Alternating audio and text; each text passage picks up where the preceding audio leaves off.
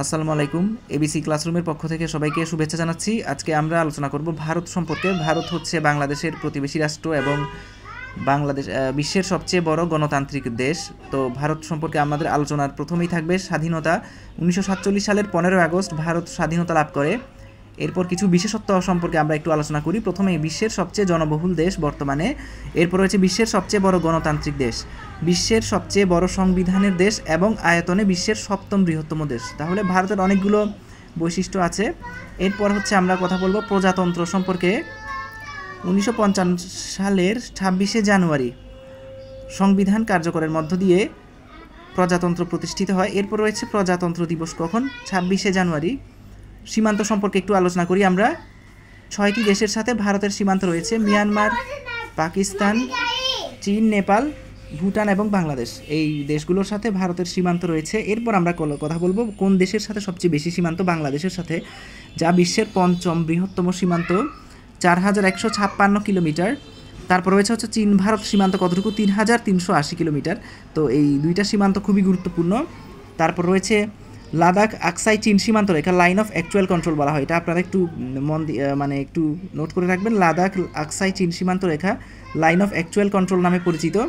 তারপর হচ্ছে ভারত চীন সীমারেখা, ম্যাকমোহন লাইন বলা হয় এটাকে। এরপর চীন ভারত যুদ্ধ সংঘটিত হয় 1962 সালে, এটাকে বলা হয় এরপর গালওয়ান উপত্যকা নিয়ে যুদ্ধটা সংঘটিত হয়। এরপর রয়েছে জাতীয় প্রতীক অশোক চক্র, ভারতের জাতীয় প্রতীক। তারপর জাতীয় ফুল পদ্ম ফুল, জাতীয় পাখি হলো ময়ূর, জাতীয় পশু হচ্ছে বাঘ, আইনসভা দ্বিকক্ষ বিশিষ্ট, মোট আসন হচ্ছে 793টি। এরপর রয়েছে নিম্নকক্ষ লোকসভা বা হাউস অব দ্য পিপল, বর্তমান সদস্য 543। পূর্বে দুইজন অ্যাংলো ইন্ডিয়ান থেকে নির্বাচিত হয়, 2020 সালে বাতিল করা হয়েছে। তারপর উচ্চকক্ষ রাজসভা বা কাউন্সিল অফ স্টেটস, বর্তমান সদস্য সংখ্যা 231 এবং আসন হচ্ছে গিয়ে 250টি। এরপর সরকার গঠনের জন্য মোট আসন লাগবে 272টি। 2024 সালের ফলাফল: বিজেপি নেতৃত্বাধীন ন্যাশনাল ডেমোক্রেটিক অ্যালায়েন্স জোটের মোট আসন 293টি, বিজেপি পায় হলো 240টি। কংগ্রেস নেতৃত্বাধীন ইন্ডিয়া জোটের আসন 233টি, কংগ্রেস 99টি এবং তৃণমূল 29টি। এরপর আইনসভা ভবনের নাম সংসদ ভবন। এরপর আমরা অপর পেজে চলে যাচ্ছি। এখানে যেটা বলা হচ্ছে সেটা হলো প্রদেশ। ভারতে টোটাল 8টা প্রদেশ রয়েছে। সর্বশেষ হচ্ছে তেলেঙ্গানা। কেন্দ্রীয় শাসিত অঞ্চল ইউনিয়ন টেরিটরি 8টি। আন্দামান ও নিকোবর দ্বীপ, এর মধ্যে 3টি দ্বীপের নাম হচ্ছে পরিবর্তন হয়েছে।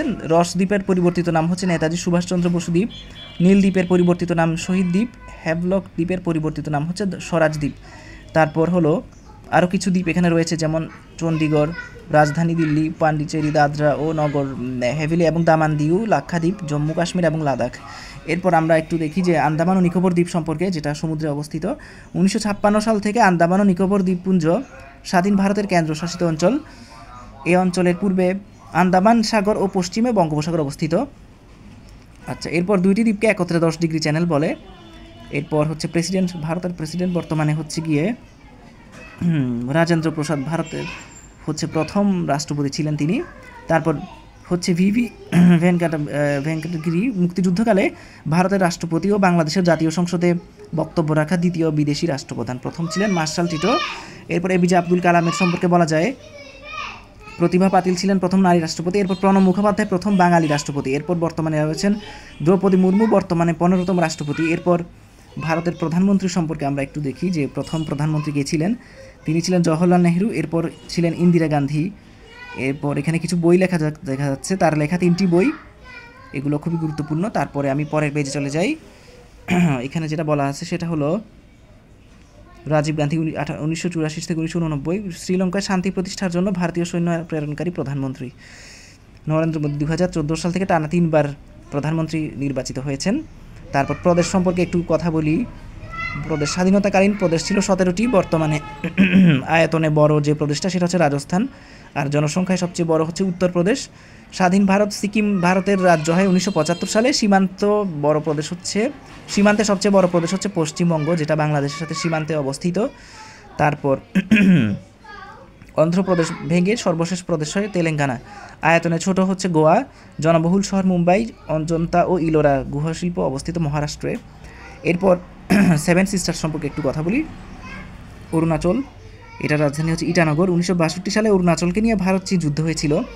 মিজোরাম আইজল পাহাড়ি রাজ্য ত্রিপুরা আগরতলা রাজধানী 31 বছর পর আগস্ট 2024 সালে খুলে দেওয়া হয়। ডম্বুরবাদ ত্রিপুরায় গোমতী নদীর তীরে অবস্থিত। নাগাল্যান্ড কোহিমা রাজধানী। 1944 সালে জাপানের সাথে ভারতের কোহিমা যুদ্ধ হয়েছিল। মেঘালয়ের রাজধানী হচ্ছে শিলং। আসামের রাজধানী দিসপুর এবং মণিপুরের রাজধানী হচ্ছে ইম্ফল।